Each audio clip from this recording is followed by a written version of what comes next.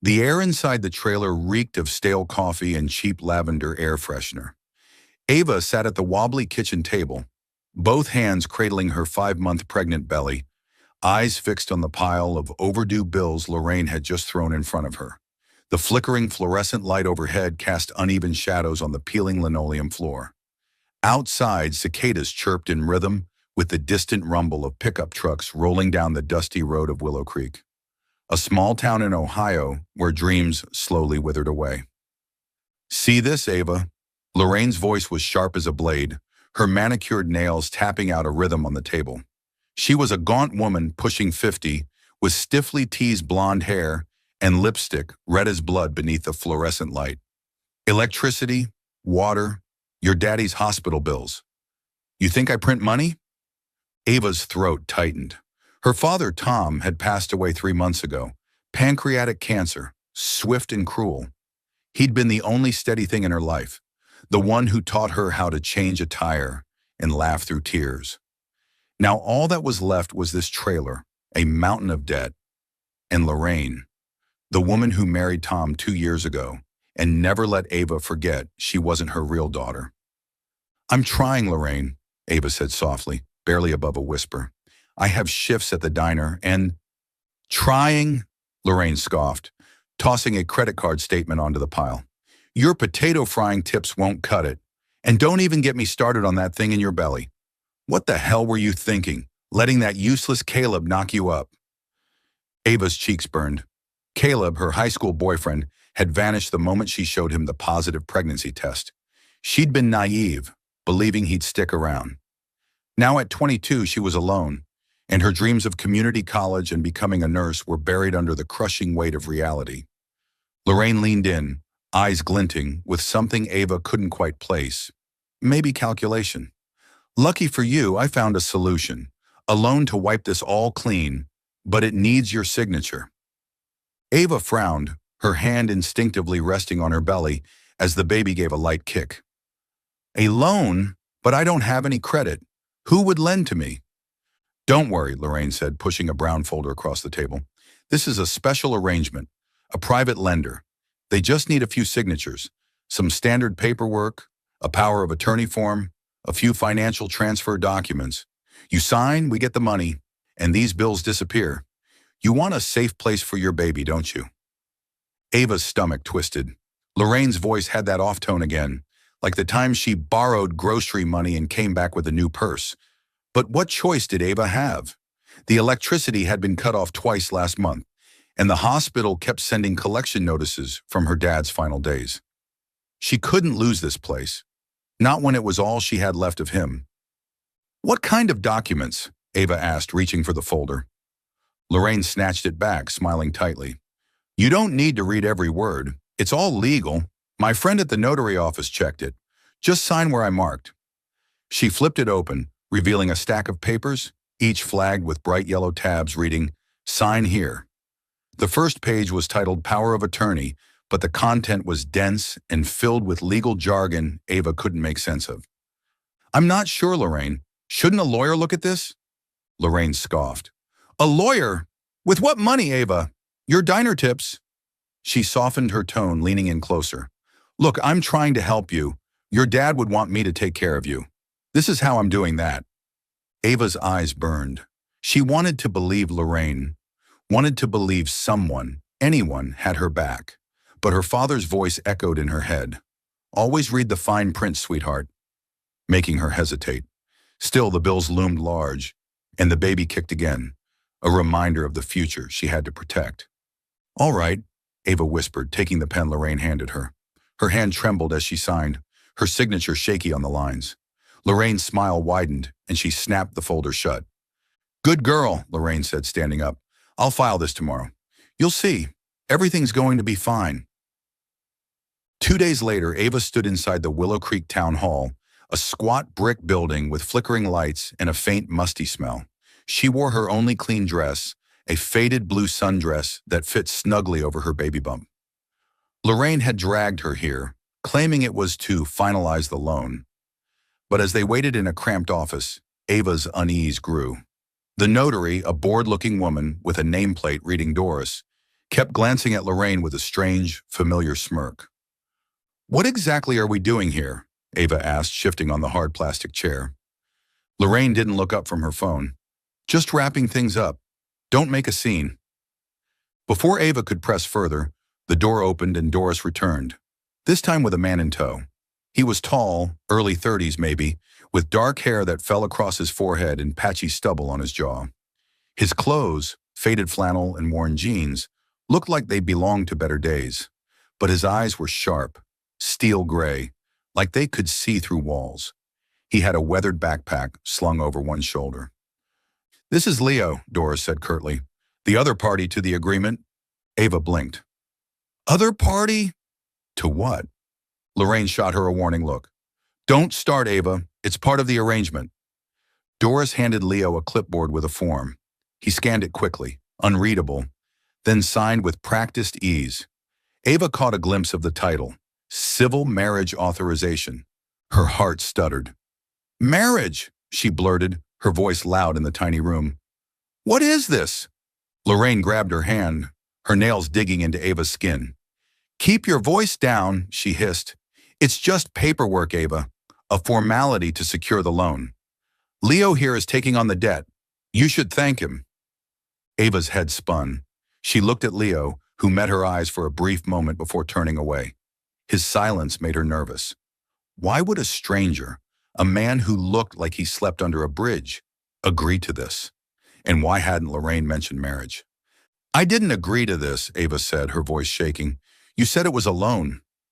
"It is a loan," Lorraine snapped. "The lender needs a guarantor. Leo signs as your husband to transfer the debt legally. This isn't a real marriage, it's a contract. You won't even have to see him again." Ava's fist clenched. She wanted to run, to rip up the papers, but the weight of her reality pinned her down. The bills, the baby, the trailer. She had nowhere else to go. And Lorraine's grip on her hand felt like a warning. Doris cleared her throat. "We need your signature, Miss Harper, to authorize the marriage." Ava's eyes darted to Leo. He stood still, face unreadable. For a second, she thought she saw something flicker in his eyes. Regret, maybe pity. But he said nothing. With trembling fingers, Ava took the pen. Her signature felt like a betrayal, a surrender to a life she hadn't chosen. As she signed, Lorraine's triumphant smile returned. "Congratulations," Doris said flatly, stamping the form. "You're officially married." Ava's stomach churned. Married to a stranger. Over a debt she didn't fully understand.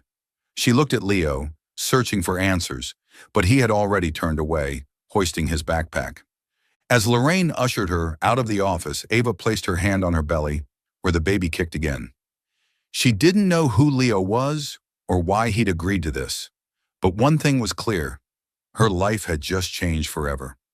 Willow Creek Town Hall felt like a cage, its beige walls closing in, suffocating, the word married sitting on Ava's chest like a stone.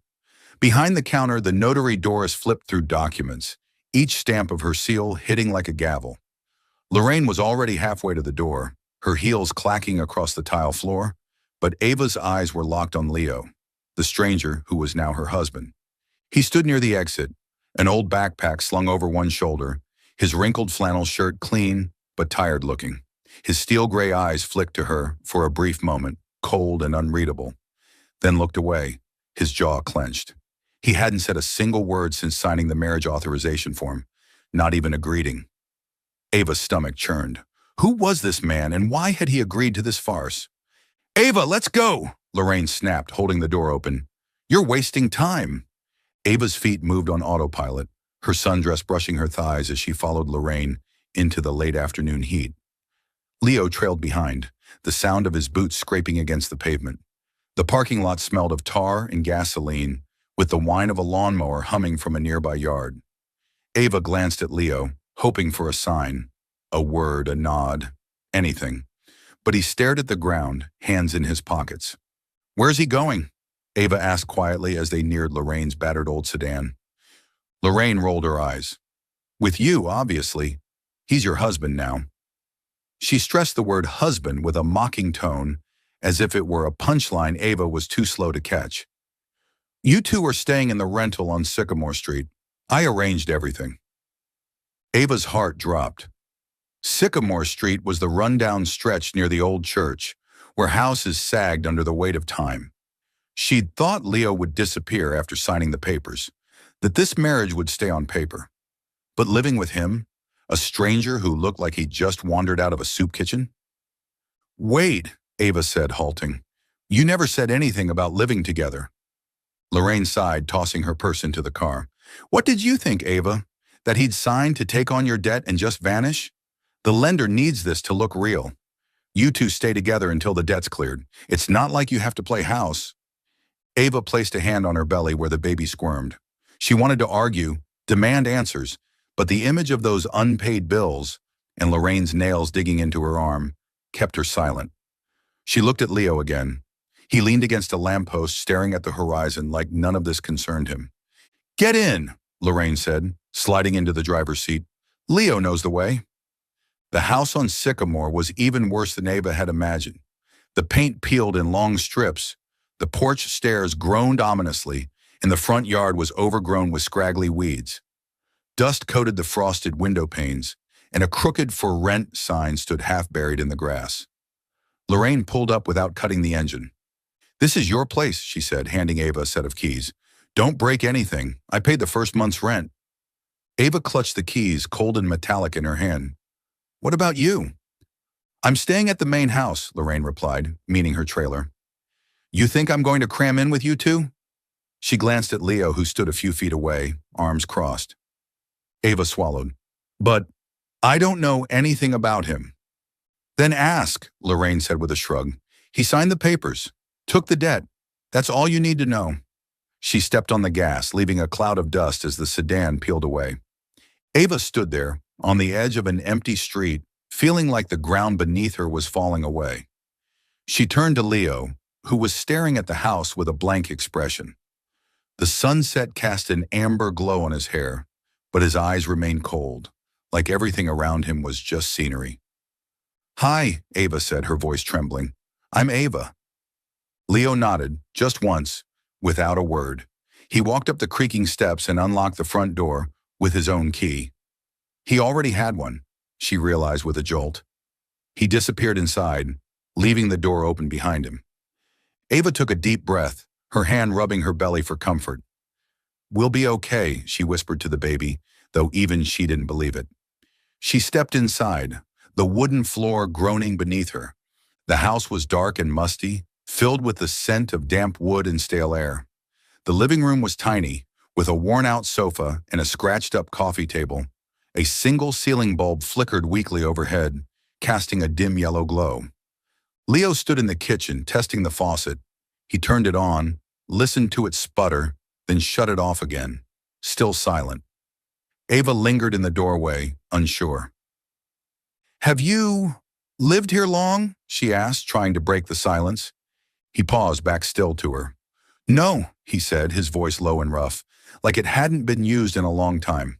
Just one word, but it landed solidly, discouraging further questions. Ava bit her lip. So why'd you agree to this? I mean, the contract. You don't even know me and still… Leo turned, locking eyes with her. That look stopped her cold. Not angry, but as if he were assessing her, weighing something. I have my reasons, he said, then turned away, grabbing his backpack and heading for the hallway. That room's yours. She watched him disappear into a bedroom, the door clicking shut behind him. Her heart pounded.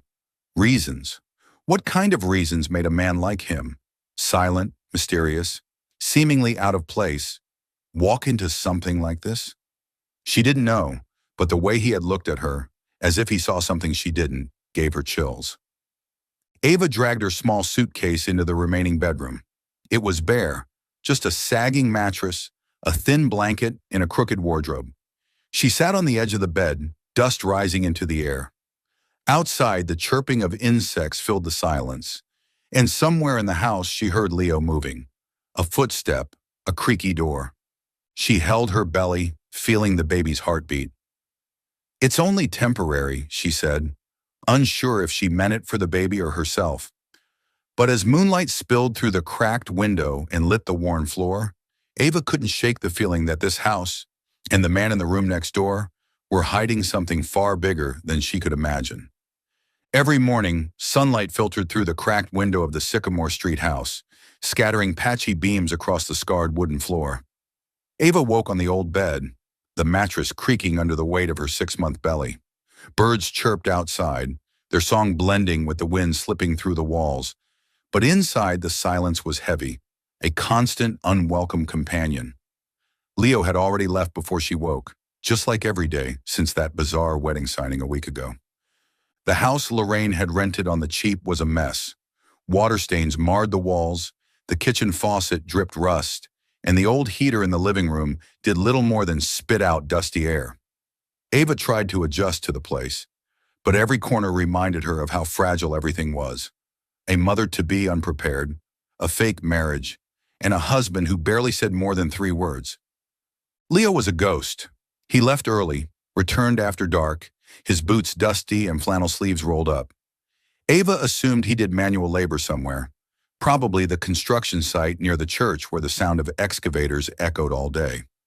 She'd once asked him what he did, only to get a curt nod and a single word. Odd jobs. Then he disappeared into his room. The door stayed shut, a silent warning. Do not enter. But there were strange things. One morning, Ava woke with an aching back, a lovely pregnancy perk.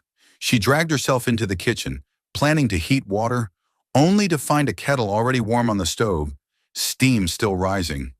Next to it sat a bottle of pregnancy-safe pain relievers, still sealed. She looked around, but Leo had long gone. On another day, she accidentally shattered her late father's favorite mug, a chipped ceramic one that read, "Best Dad in Ohio," and cried herself to sleep, thinking it was gone forever. The next morning, she found it sitting on the kitchen table, carefully glued back together with superglue. No note. No word from Leo. Those gestures confused her. He didn't speak, didn't smile, didn't hold her gaze for more than a second. But he noticed her. He saw her in a way no one had since her father died. It was both comforting and unsettling. Today, Ava sat on the worn couch in the living room, thumbing through one of her father's old notebooks, filled with simple recipes, like the stew she'd once loved. She wanted to cook something, just to feel normal for a moment, but the fridge was nearly empty. Just a few eggs and an expired cup of yogurt. Her diner tips couldn't stretch through the week, and Lorraine had stopped sending money after setting up the house. She heard the front door creak open, then Leo's familiar footsteps. He entered, bringing the scent of fresh-cut wood and sweat. His old backpack thudded to the floor. He glanced her way, those cold gray eyes unreadable, then went straight into the kitchen. "Hey," Ava said hesitantly. She'd learned Leo rarely responded, but still tried, as if his silence were some kind of test she had to pass. He nodded, didn't look back, and opened the fridge. Ava watched him frown at the emptiness inside. He took the only bottle of water, drank a swig, then set it back down. "I was going to the store," Ava lied just to fill the silence. Truth was, she had no money, and the idea of asking Leo, her husband on paper, was too humiliating. Leo said nothing. He pulled a brown paper bag from his backpack, placed it on the counter, and retreated to his room. The door closed behind him, as always. Ava stared at the bag, heart racing. She rose slowly, her pregnant belly making movement a little awkward, and peeked inside. A fresh loaf of bread, a jar of peanut butter, a few apples, a box of pasta. Not much, but enough to keep her from going hungry for a few days. No note, no explanation, just food, a silent offering. She sat down, hands trembling as she opened the peanut butter. The familiar scent stung her eyes. Her dad used to make peanut butter sandwiches when she was upset. Now a stranger, the man she called husband, was doing the same, without even knowing. "Where did you get this stuff?" she called toward Leo's room, knowing he wouldn't answer. As expected, silence. Only the wind outside and the pounding of her own heart. That evening, Ava boiled pasta with what little salt and olive oil they had left.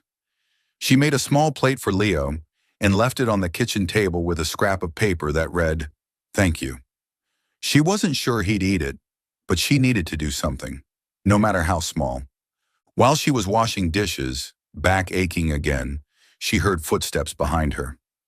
Leo stood at the kitchen doorway, holding the empty plate. He set it in the sink beside her, and for a moment, their shoulders brushed. Ava flinched slightly, but he didn't apologize. Instead, he looked at her, this time longer, as if searching for something. "You okay?" he asked, voice rough and low, as if speaking was an effort. Ava blinked, surprised. It was the longest sentence he'd ever spoken to her. "Yeah, just back pain. Pregnancy stuff." He nodded, his eyes drifting to her belly, then back to her face. "Rest," he said, then turned and walked away, leaving her with the dishes and a strange feeling she couldn't quite name.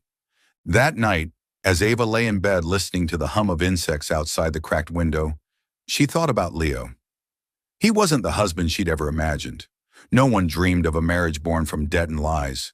But his small gestures, warm water, medicine, food, were like scattered pieces of a puzzle she couldn't yet solve. Who was he? And why was he here, in this broken-down house with her? She placed her hand on her belly, feeling the baby's tiny heartbeat. "I don't know how this will end," she whispered, "but I'm going to try." And in the quiet of the dark, she wondered if Leo, the silent husband, was trying too, in his own quiet way. June's sun scorched Willow Creek, turning Sycamore Street into a dusty furnace. Ava trudged home after her 4-hour shift at the diner, her swollen feet throbbing under the strain of her 6.5-month belly. Her worn cloth bag was nearly empty, holding only a few crumpled dollar bills and tips, not enough for a bottle of water, let alone dinner. Hunger gnawed at her like an unwelcome companion, but she'd grown used to skipping meals to save for worse days. The rental house came into view, its patchy roof tiles shimmering under the blistering sun. Ava paused, gripping the broken fence for balance. Her head spun, vision blurring, bright spots dancing in her eyes. She tried to take another step, but her knees buckled and the world fell away. When Ava came to, she was on her back, pale blue sky sliding overhead. No, she was moving. Someone was carrying her. Familiar sense of cut wood and sweat filled her senses. "Leo," she whispered, voice thin. "Don't talk," he replied, low and clipped, but with an urgency she'd never heard before. His footsteps thudded against the pavement, firm and fast, his arms wrapped tightly to keep her from slipping. Ava tried to lift her head, but the dizziness returned, making her groan. "What happened?" "You fainted," Leo said, not slowing down. "I'm taking you to the clinic." She wanted to ask more, but her eyelids grew heavy again, and she let herself drift into the strange comfort of his arms. Leo, the silent husband who barely spoke a full sentence, now carrying her like she was the only thing that mattered. The clinic wasn't what Ava expected. She thought Leo would take her to the public health center in Central Willow Creek, the one with grimy plastic chairs and lines that snaked out the door. But when she opened her eyes, she was lying on a clean exam bed in a bright room with white walls and the faint scent of antiseptic. Through the window, she saw well-manicured lawns and large homes. This was the wealthy side of town, a place she'd never been. A middle-aged nurse named Marla, according to her name tag, was checking her blood pressure. "You're okay now, but you need better nutrition," she said, voice a mix of sternness and concern. "The baby's healthy, but you're mildly anemic and exhausted. We'll start an IV and give you some prenatal vitamins." Ava nodded weakly, her eyes searching for Leo. He stood in the corner, arms crossed, steel-gray gaze as unreadable as ever. But something was different. His shoulders were tense, like he was bracing for something. The door swung open, and a man in his 50s with salt and pepper hair and a warm smile entered. He scanned a chart, then looked at Leo, and his eyes lit up. "Mr. Castell, it's been a while. I thought you'd left town." Ava frowned. Castell. She looked to Leo, expecting him to correct the name, but he only gave a short nod, lips pressed tight. "Just passing through," he said, voice barely audible. The doctor chuckled, oblivious to Leo's unease. "Still modest, I see. If it weren't for you, this clinic wouldn't even exist." He turned to Ava, extending a hand. "I'm Dr. Reynolds. A pleasure to meet Leo's wife, right?" Ava blinked, her throat dry. "Yes, Ava," she replied, clutching the bedsheet. "Wife of Leo. The word felt foreign, like a coat that didn't fit. Dr. Reynolds scribbled something on the chart, then glanced at Leo. We'll keep her here a few hours for fluids. I'll prescribe vitamins and schedule checkups. Same payment method? Leo nodded. Up front, all of it. Marla looked up, surprised. All of it? But we haven't even...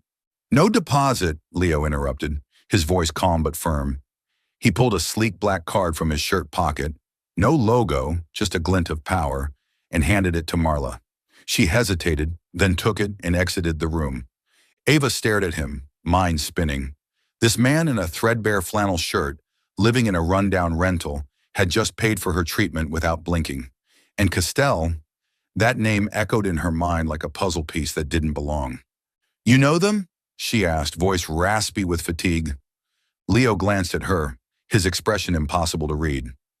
Met them before, he said, then turned away, staring out the window like the conversation was over. Ava bit her lip. She wanted to ask more about the doctor, the name, the card. But Leo's silence was a wall. She lay back, letting the IV drip cool liquid into her veins, trying to piece together what she knew. Leo wasn't homeless. Not entirely. He had money, connections, a past he wasn't sharing. But why was he here, in a fake marriage, with her? By the time they left the clinic, the sky had turned a brilliant orange. Leo walked ahead, hands in his pockets, saying nothing about what had just happened. Ava followed slowly, her sandals scraping the sidewalk. Her body felt better, but her mind was still heavy. Thank you, she said, breaking the silence, for bringing me here and for paying. Leo paused, turning to face her. In the dim light, his face had softened slightly, though it remained unreadable. You need rest, he said, then turned back around. Ava tightened her grip on her bag, the question escaping her lips before she could stop it. Is Castell your real name? He stopped again, shoulders tensing. For a moment, she thought he might answer, offer her a real piece of who he was, but he only said, let's go home, and kept walking. That night, lying in the small room with its creaky mattress and peeling walls, Ava listened to the night insects buzz beyond the window. She thought about Leo, the man who'd carried her through dusty streets, paid for her treatment with a mysterious black card, and was called a name that didn't belong to him. Who was he? And why, out of everyone in the world, had he chosen to be here, with her, in this crumbling house and in a marriage built on lies? She placed her hand on her belly, feeling the baby's quiet rhythm. I'll figure it out, she whispered, I promise. Rain tapped softly on the roof of the Sycamore house, each drop seeping through the cracks and falling into the plastic bucket Ava had placed in the corner of the living room. The rental trembled under the weight of the June wind, as if even the house was tired of life. Ava sat on the worn-out couch, cradling her 7-month belly, trying to read an old medical textbook borrowed from the town library, but the words blurred on the page, her mind drifting to Leo, the mysterious husband who had carried her to the clinic, paid the bill with a sleek black card, and had been called Mr. Castell, as if he belonged to another world entirely. Leo remained a ghost. He left before sunrise, returned after dark, always carrying the scent of sawdust and earth. The small gestures, warm water, food bags, a bottle of medicine, were like flickers of light through the wall of silence he'd built. But after the clinic, Ava couldn't stop thinking about him. Castell. That name echoed in her mind like a riddle missing its final piece. Tonight, the rain kept Leo home. For the first time, he didn't vanish after dinner. He sat at the scratched-up wooden kitchen table, working on a laptop Ava had never seen before. The screen glowed pale blue, the casing scuffed and worn, but the light highlighted the sharp angles of his face and the cold gray of his eyes. Ava stood at the kitchen threshold, clutching a glass of water, hesitating. She wanted to ask about the clinic, the name, but every time she tried to start a conversation, Leo would shut her out with silence. She took a deep breath and stepped inside, pretending to reach for a towel from the shelf. Leo didn't look up. His fingers flew across the keyboard, fast and precise, not like a man who did manual labor. Ava glanced over his shoulder, just intending to steal a quick look, but what she saw made her freeze. The screen displayed a complex financial software, charts, figures, and blinking data columns. An open email window showed a signature at the bottom. L. Castell Group Holdings. The name of the company sounded powerful, distant, something that belonged to Wall Street, not Willow Creek. Ava blurted out, "What's Castell Group Holdings?" Leo jolted, snapping the laptop shut with a sharp click. He turned, narrowing his eyes like she had just trespassed on a locked door. "What are you doing in here?" he asked, voice low but sharp. I was just getting a towel," Ava said, holding it up as proof, but she couldn't stop. "I saw the screen, the signature. That's you, isn't it? L. Castell?" Leo stayed silent, his hand gripping the edge of the table. In the dim glow of the kitchen light, there was something weary in his face, like a man carrying years of regret. He sighed, a heavy, worn sound, and stood, pushing his chair back. "You shouldn't have seen that," he said, but there was no anger, just resignation. "Why not?" Ava stepped closer, her heart pounding. "Who are you, Leo? You're not homeless. You're not some day laborer. You paid a medical bill without blinking. And now, Castell Group? You owe me an explanation." Leo looked at her, eyes dark and unreadable, as if weighing whether to speak or retreat again. Finally, he sat back down, rubbing a hand over his face. "You want to know?" he asked, voice gravelly. "Fine." Ava sat across from him, the glass in her hand turning cold. She waited, barely breathing, afraid he might change his mind. "I used to have everything," Leo began, staring into space. "Money, power, a billion-dollar company, Castell Group Holdings. It was my family's. I ran it, built it up from nothing, but I sacrificed too much along the way." Ava frowned. "Sacrificed what?" Leo hesitated, his fingers drumming the table as if wrestling with memories. "Family," he said. "My younger brother, Ethan. He couldn't handle the pressure, the media, the competition, the dirty games in business. I was too busy with the company to see he was falling apart. Until it was too late." Ava swallowed hard, feeling the grief in his voice. "What happened to him?" Leo looked down, lips pressed tight. "Ethan took his own life. 3 years ago, he left a note saying I chose the company over him." He gave a hollow laugh, bitter and broken. "He wasn't wrong. I let work consume everything." Ava sat in stunned silence, thinking of her father, of the last days in the hospital when all she wanted was more time with him. "I'm sorry," she whispered. Leo shrugged, brushing away her sympathy like it was something he didn't deserve. "After that, I walked away. From everything. The company, the penthouse, all of it. I didn't want to be found. I came here, lived like this, because it was the only way I could breathe." Ava shook her head, trying to fit the pieces together. "Then why marry me? Why sign that contract? If you were hiding, why step into something like this?" Leo looked at her, and for the first time his eyes weren't cold. They were conflicted. "I'm not hiding," he said. "I'm making amends, not for money, for something else." She wanted to ask more, but Leo stood, grabbing the laptop. "That's enough," he said, voice returning to its usual guarded tone. "Don't tell anyone, especially Lorraine." He left the kitchen and Ava sat there, questions still tumbling in her mind. The table still held traces of him, the faint scent of coffee from his mug, the echo of the door closing down the hall. Castell Group Holdings, his brother. Suicide. The pieces were starting to form a picture, but it was still blurred at the edges. That night, as rain tapped against the window, Ava lay awake, thinking of Leo. The man who once had the world, now living in a crumbling house with a woman he barely knew, carrying a grief he refused to share. He wasn't the husband she would have chosen, but for the first time she felt a thread between them. Thin, but real. They had both lost someone. Both lived in the shadow of mistakes. She placed a hand on her belly, feeling the baby's heartbeat. "I won't give up," she whispered. "And maybe, neither will he." Afternoon in Willow Creek smelled of freshly cut grass and melting asphalt. Ava sat on the creaking front steps of the rental house, her hand resting on her 7.5-month belly, eyes following the neighborhood kids biking down Sycamore Street. Behind her, the house groaned with the wind, as if sighing alongside her. Ever since Leo opened up about his brother and Castell Group holdings, Ava hadn't been able to stop thinking about him. The man who once owned an empire, now hiding in a broken-down house, carrying grief he shared only once. Leo still kept his distance. Every morning he left the house and returned with dust-caked boots and that distant look in his eyes. But there were small moments, the water bottle he left on the kitchen counter, the old blanket he quietly draped over her when she fell asleep on the couch. That made Ava feel he wasn't entirely out of reach. She wanted to ask more about his past, about why he agreed to their sham marriage. But every time she tried, he rebuilt the wall of silence.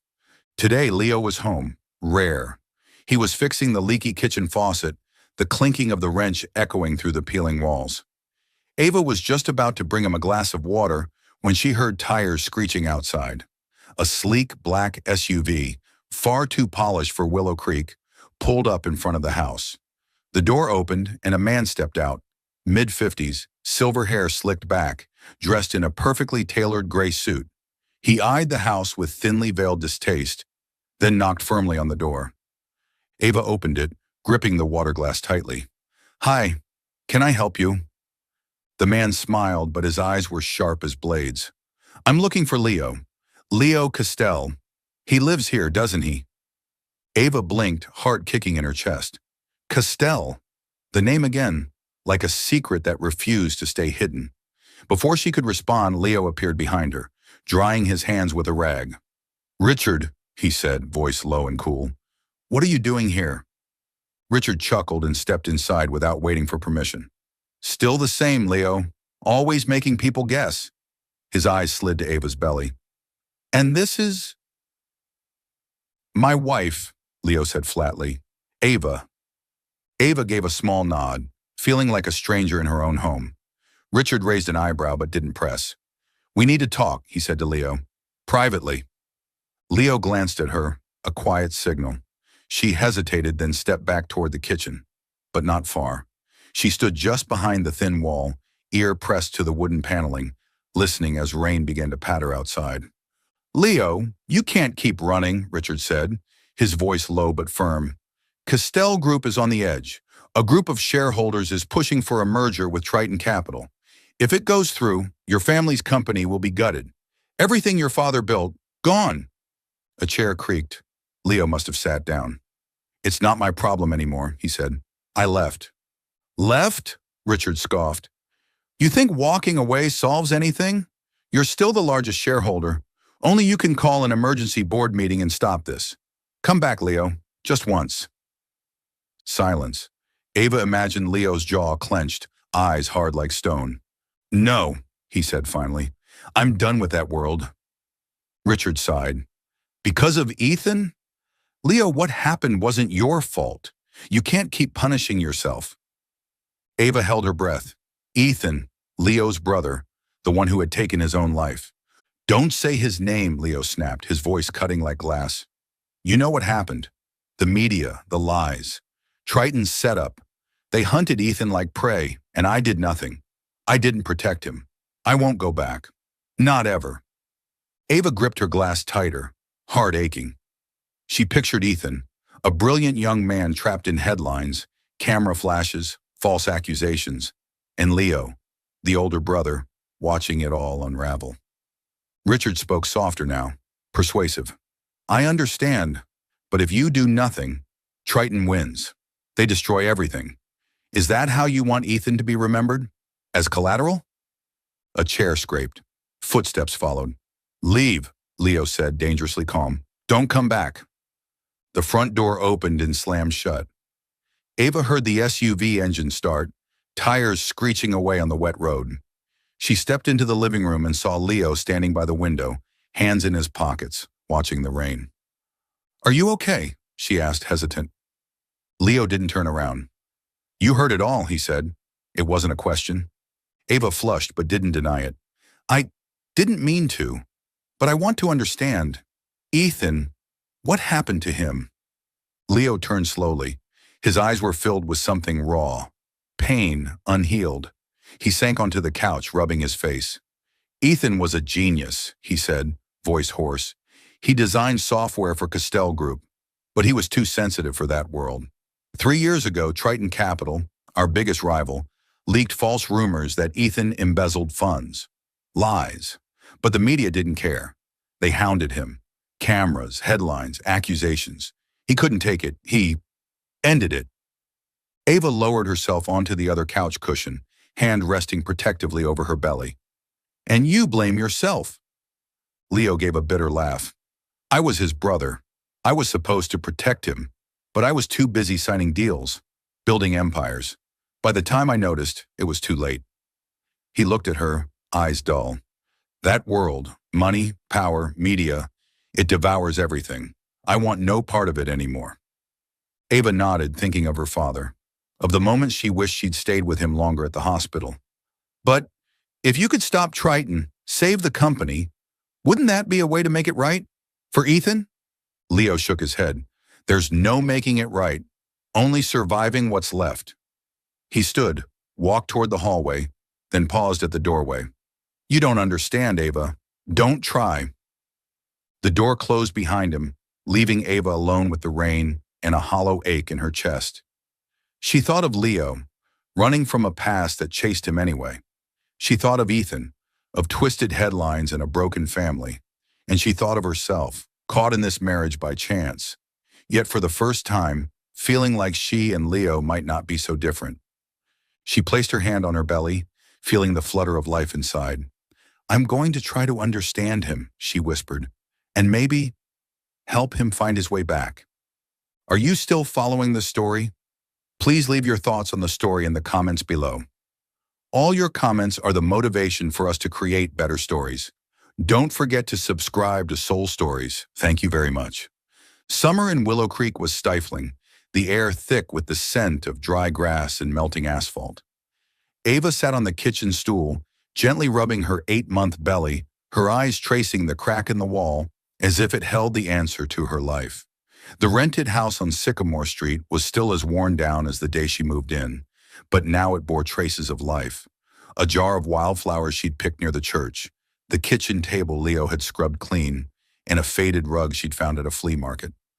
Small things, but they made this place feel like home, at least for now. Leo remained a puzzle. Ever since the conversation with Richard, his former associate from Castell Group, he'd grown even more guarded, as if opening up had shaken something loose he wasn't ready to face. But Ava no longer feared his silence. She saw him through actions. The way he fixed the leaky pipes, the milk he quietly left on the table when he knew she had a craving, the way he glanced at her every evening, as if silently checking she was okay. They weren't a couple, not really, but they were learning how to coexist. A sharp knock on the door cut through her thoughts. Ava frowned, rising slowly, her belly making her steps awkward. Leo was at the worksite, so she opened the door, half expecting a debt collector or a nosy neighbor. But it was Lorraine. She stood tall on the front step, wearing a blinding red dress and high heels that didn't belong on dusty roads. Her eyes gleamed like a fox catching the scent of prey. Ava, she said, her smile syrupy sweet but cold as ice. Long time no see. Aren't you going to invite your dear mother in? Ava tightened her grip on the doorknob, her stomach turning. Lorraine hadn't come by once since dumping her and Leo into this house. What do you want? She asked, her voice firmer than she expected. Lorraine stepped inside uninvited, wrinkling her nose at the worn-down living room. Honestly, Ava, is this how you're living? With a billionaire, no less? Oh, don't act surprised. I heard. Leonardo Castell, isn't it? Chief Executive Officer of Castell Group Holdings. Who would have guessed your homeless husband was a golden goose? Ava blinked, her mind reeling. How do you know that? Lorraine scoffed, sitting on the couch like she owned the place. Willow Creek is small. Gossip travels fast. Some nurse at the clinic was bragging about generous Mr. Castell. I did some digging. Anonymous billionaire, walked away from his empire to live like a drifter. And you, pregnant, married to him through a contract. A great story. But it's over now. Ava stood straighter, hand on her belly. Over? What are you talking about? Lorraine tilted her head, eyes gleaming. A divorce, Ava. You're going to divorce Leo. I found someone better for you. Jacob Palmer, a rising political star. He needs a wife for his campaign image. And you, well, you'll do if we ignore the baby bump. Fear surged in Ava's chest, but it was quickly drowned out by rage. You're insane, she said. I'm not divorcing Leo, and I'm not some product for you to trade. Lorraine stood, smile vanishing. Don't be naive. Leo doesn't love you. He signed the contract for his own reasons. Maybe to dodge taxes, who knows? Jacob can pay off your debts and give you a real future? Or would you rather the whole town know you're a knocked-up girl who got dumped by Caleb? The local paper would love that story. Ava felt the blood rush to her face, like a slap.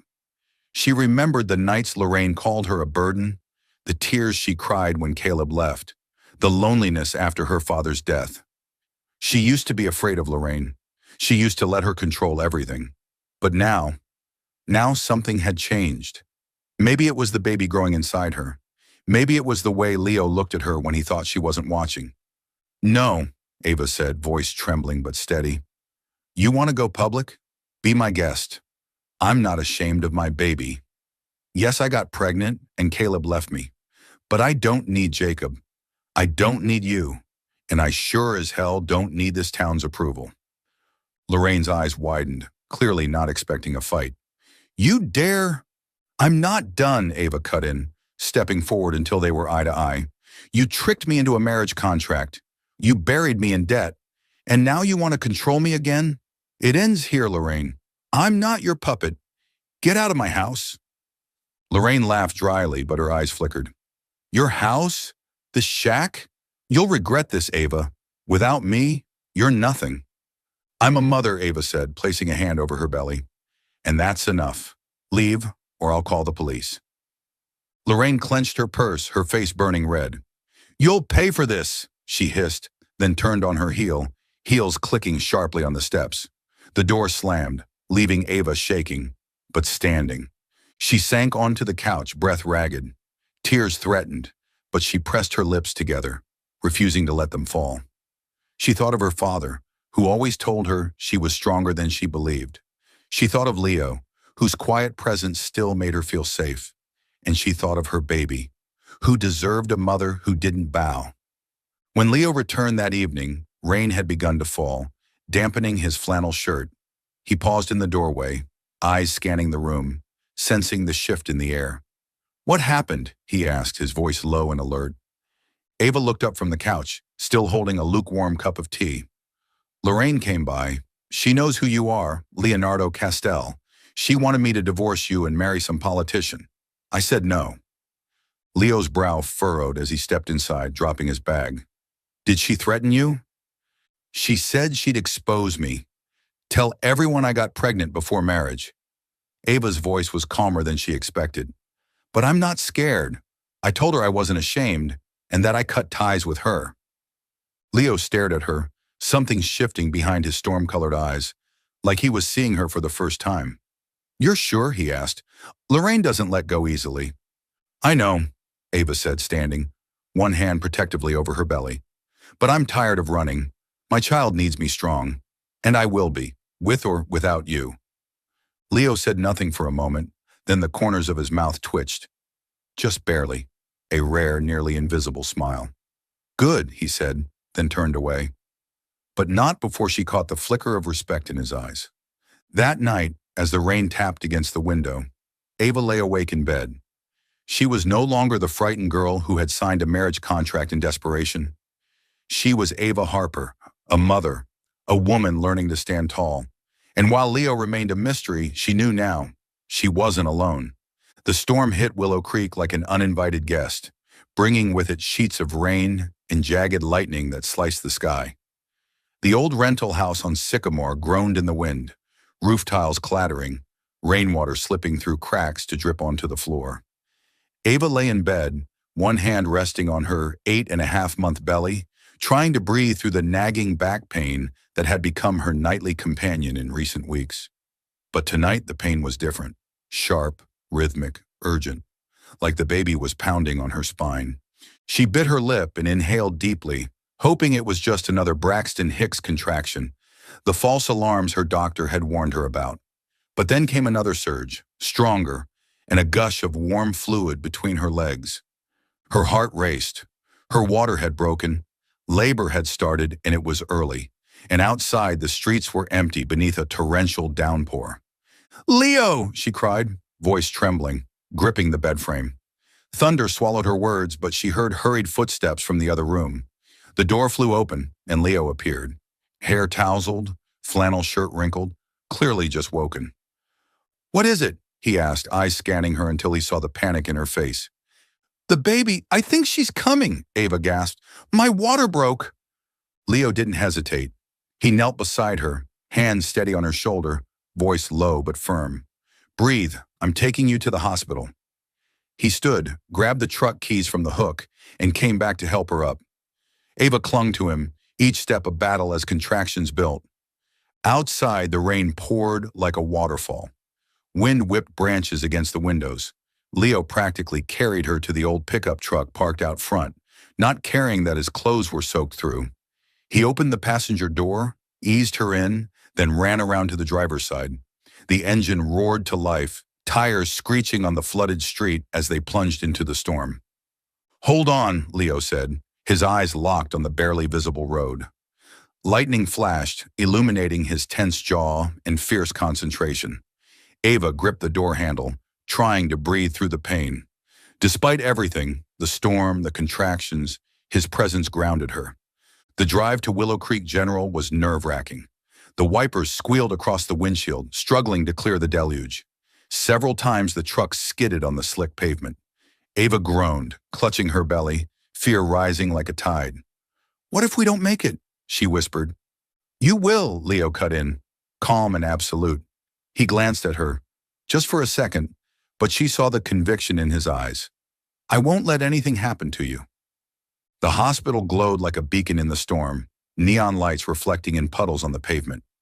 Leo screeched to a halt at the emergency entrance and jumped out, flagging down the nearest nurse. Two staff members rushed over with a wheelchair, helping Ava out of the truck while Leo stayed close, drenched but unmoving. They whisked her to the delivery room, rubber soles squeaking on the linoleum, the sterile scent of antiseptic hitting her nose. The pain came in crashing waves now, stealing her breath. She gripped the nurse's hand, focusing on the voice of the OB-GYN, a calm, middle-aged woman with steady hands and a soothing tone. "You're doing great, Ava. Breathe, we're almost there." Ava scanned the room for Leo, but he wasn't allowed in. His absence left a hollow ache. He, who had once been a stranger, was now the one she wished by her side. But she closed her eyes and thought of the baby, of her father, of herself. "You've got this," she told herself, echoing the words her dad once said. Hours blurred, pain, breath, sweat, pressure, and then, piercing through it all, the sharp, mighty cry of a newborn. Ava wept, not from pain but from relief, from overwhelming love, as a nurse placed the tiny bundle against her chest. The baby was warm and soft, with dark wisps of hair and a wrinkled forehead. "Congratulations," the doctor said, smiling. "You have a healthy baby girl." Ava stroked the baby's fine hair, whispering, "You're here. I'm here." By the time Ava was moved to recovery, the storm had softened to a drizzle. She lay in the hospital bed, the baby swaddled in a pink blanket against her chest, asleep. The door creaked open, and Leo stepped in. His hair was still damp, his clothes slightly drier thanks to a hospital-issued jacket. He paused at the threshold, his eyes moving from Ava to the infant in her arms. "Are you okay?" he asked, voice hoarse. Ava nodded, offering a weak smile. "We're okay. This is her." She hesitated, then added, "I want to name her Hope.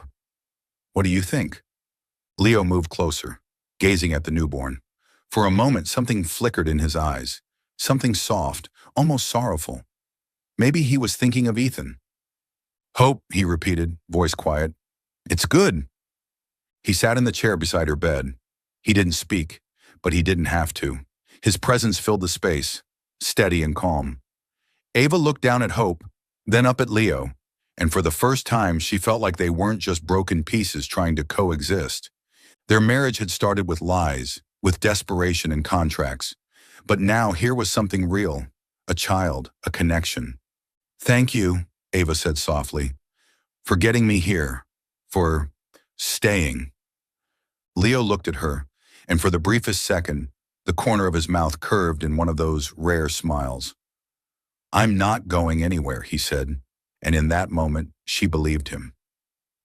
That night, under the dim glow of the hospital room, Ava held Hope close, listening to the soft patter of rain outside.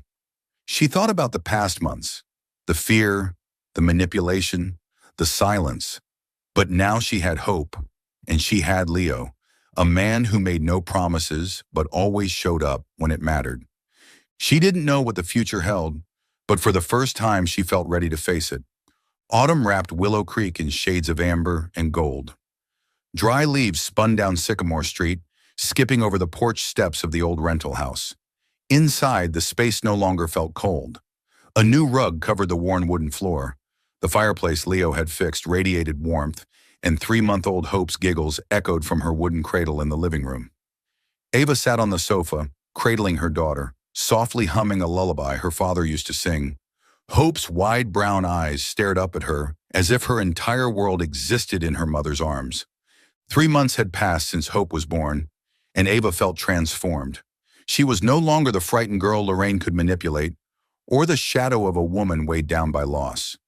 Motherhood had taught her how to stand tall, how to love without waiting for perfection.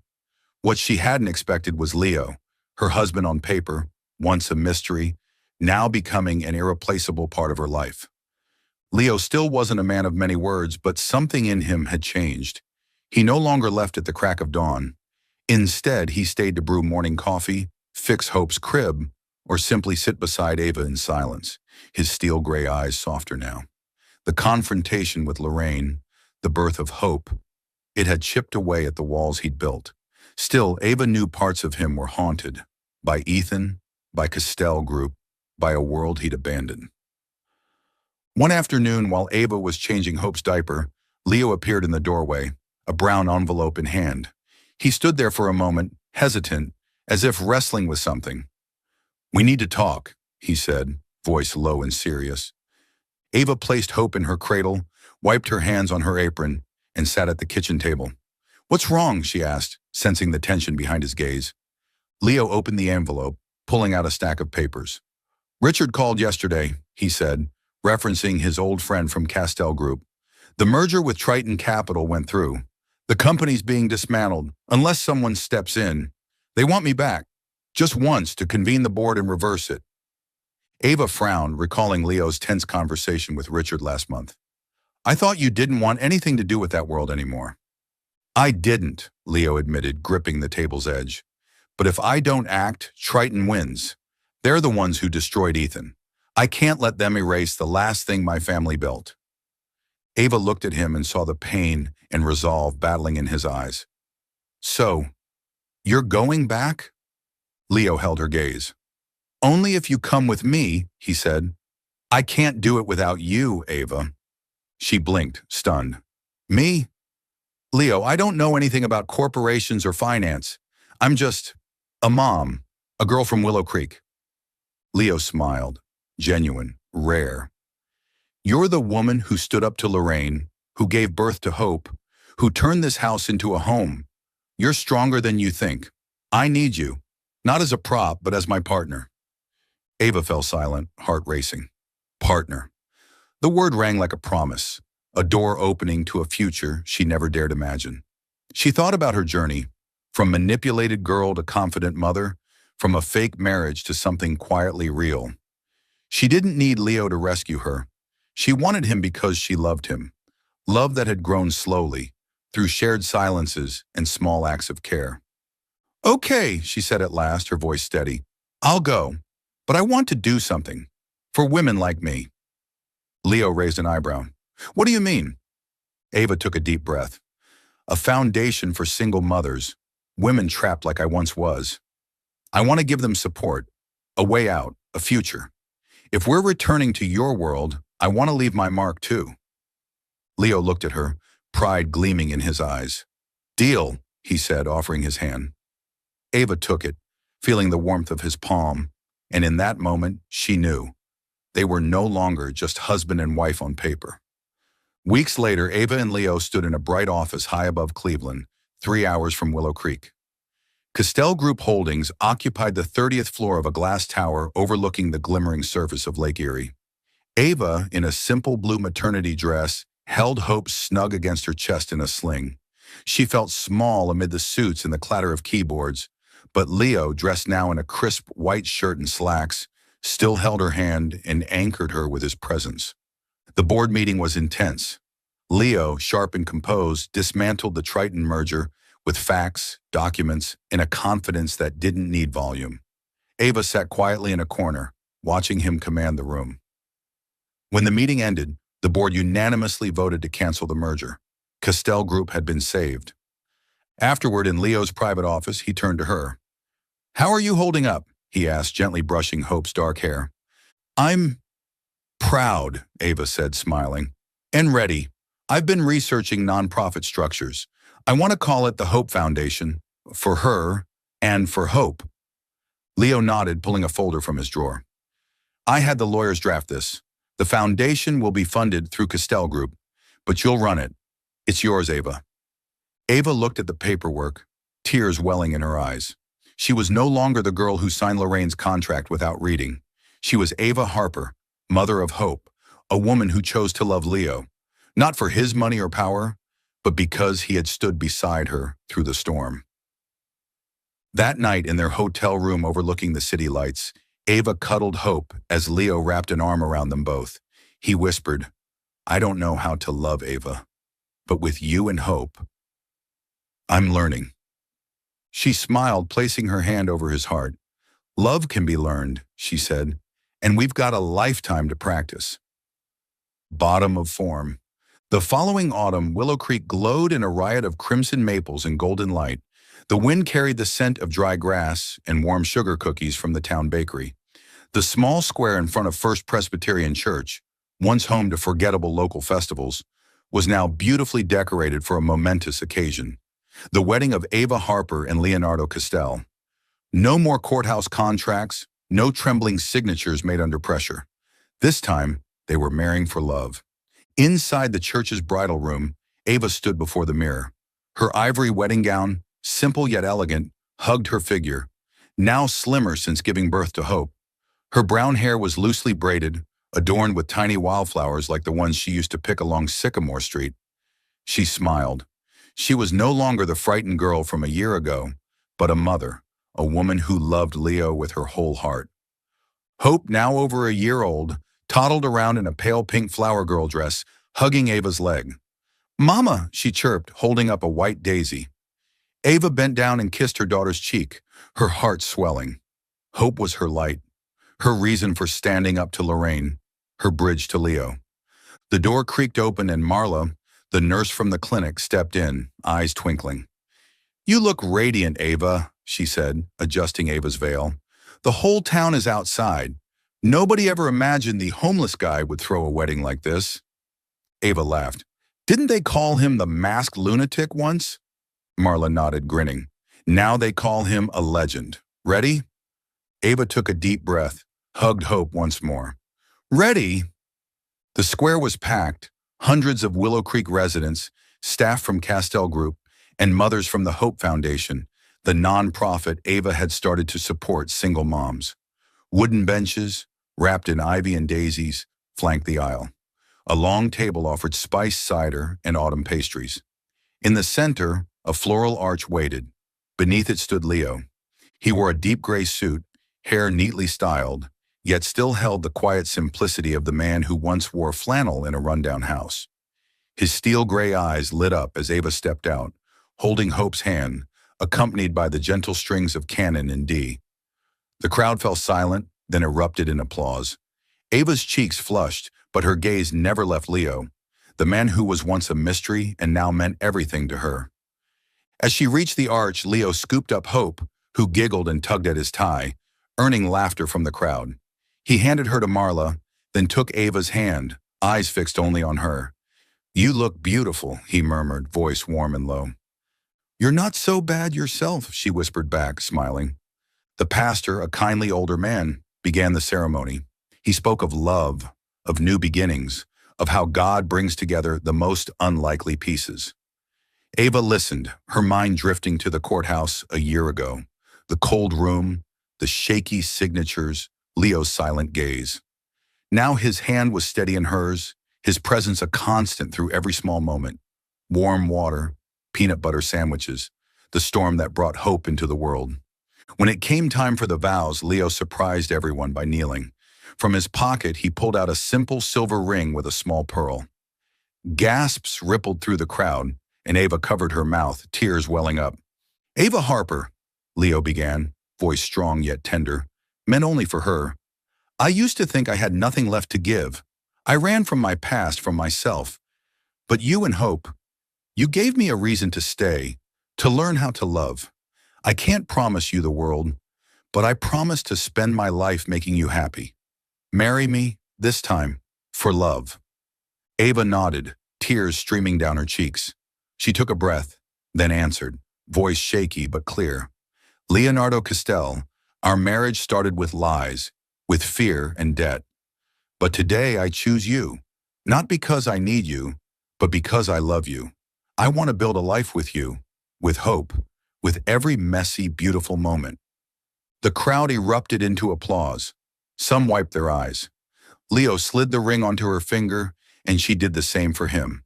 A matching silver band, engraved inside with the word hope. The pastor smiled. "I now pronounce you husband and wife. You may kiss the bride."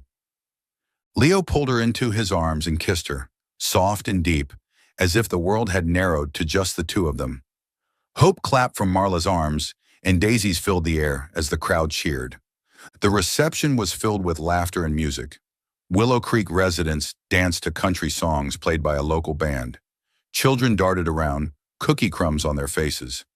Ava and Leo cut their wedding cake, a simple vanilla sponge with white frosting and wildflowers. Hope sat on Leo's lap, trying to shove cake into his mouth, making them both laugh.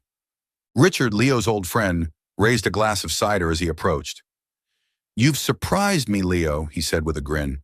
"Leaving Wall Street to marry a small-town girl and become a father. But seeing you now, I think Ethan would be proud." Leo nodded, eyes shimmering. "Thanks, Richard." He glanced at Ava, who was laughing with the women from the Hope Foundation. "She makes me better." As night fell, Ava and Leo stood beneath the flower arch, Hope asleep in their arms. Moonlight spilled across the square, casting a soft glow on scattered daisies. Ava leaned into Leo, fingers tracing the edge of her silver ring. "Leo," she whispered, "why did you say yes that day at the courthouse? You never really told me." Leo was quiet, his gaze distant, like he was back in that cold city room. "I saw you," he said finally, "through a friend at the clerk's office, someone who knew about Lorraine's contract. You were pregnant, grieving your father, trapped. You reminded me of Ethan, when I failed to save him.